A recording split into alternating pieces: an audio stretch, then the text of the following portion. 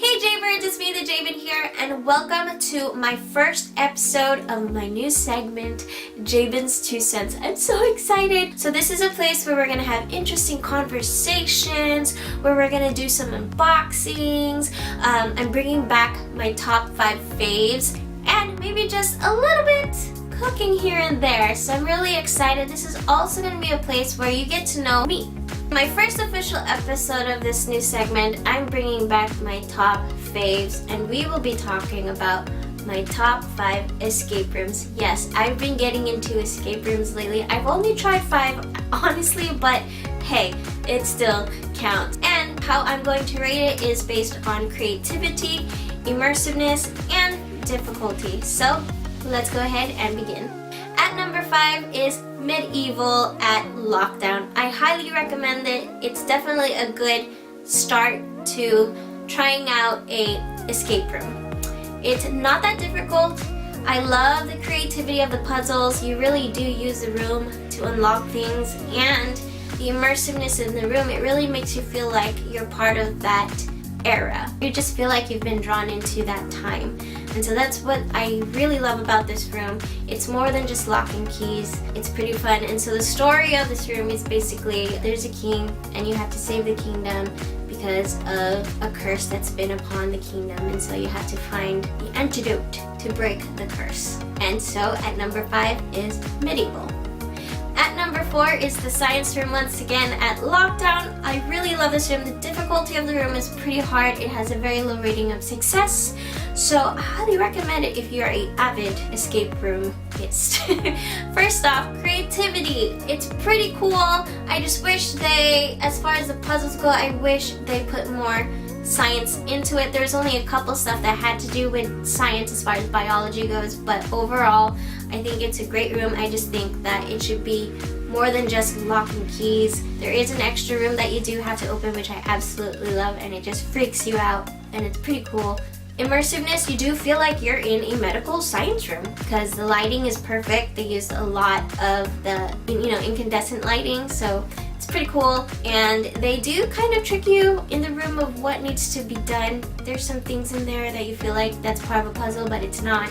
And so that's one thing, but I really do wish that they did a little bit more as far as the puzzles go. But I do highly recommend this room, and the story of this room is that there's a scientist and you have to stop him before he ruins everything. At number 4 is the science room.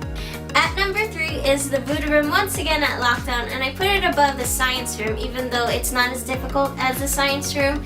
Still, creatively, the puzzles are amazing. It's beyond just lock and keys. You really have to think about what you can use in the room to unlock puzzles and locks and things like that.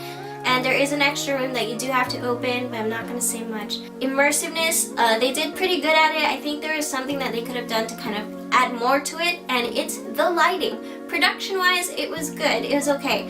But they could have done better with the lighting to really immerse you into the room, because it felt more like you're in an office than you did in a voodoo room. I mean, it still feels like it is, but they could have added just more of better lighting as far as dimming it more, because in the picture it looks pretty cool, but once you get in there, like, it doesn't match aesthetically with the picture that they show.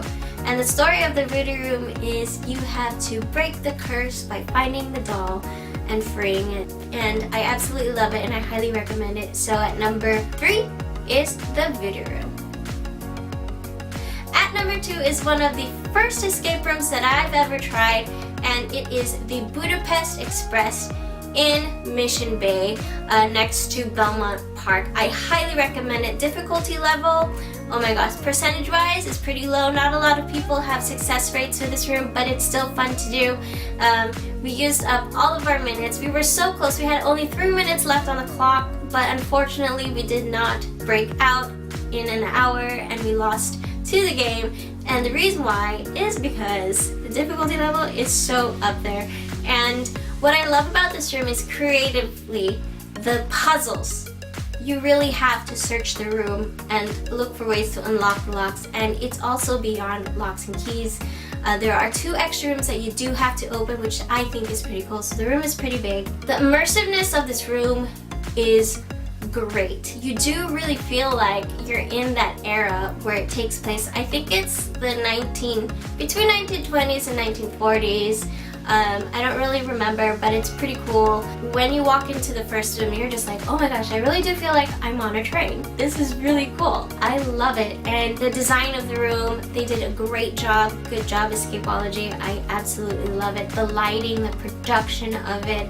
They have TV screens as windows, guys, to make it feel like you're on a train, and they do add some sound to it so you're immersed even more, which I absolutely love about this room. And the story of the room is basically you and a team of detectives have to figure out a mystery on the train.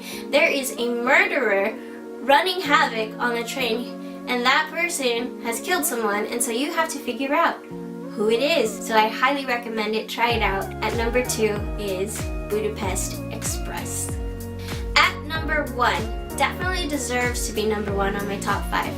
It is The Lost Expedition at Steal and Escape. Oh my goodness. First off, the creativity of the puzzles, definitely beyond anything that I've ever tried before.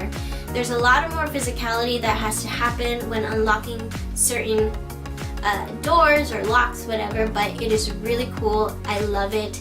Secondly, oh my goodness, the immersiveness of this room. They actually give you roles to play. So based on your character that they give you in the beginning, you are only allowed to do a certain task in that room.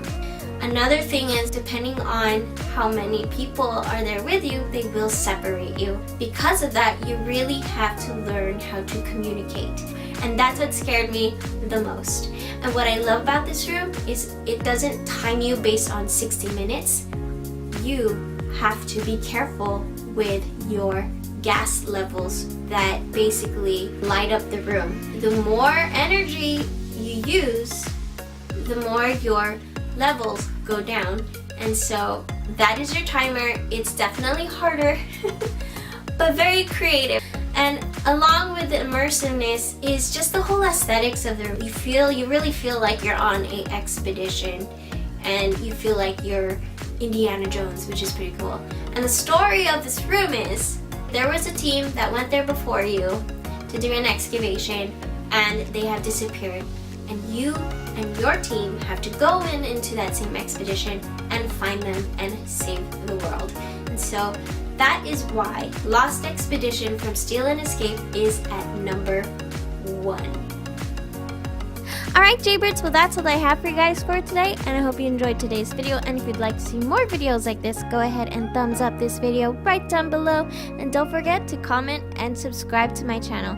Alright, JayBins, what time is it? It's time to fly away. It's time to fly away. I'll see you guys next time. God bless, and remember, love God, love people. Bye!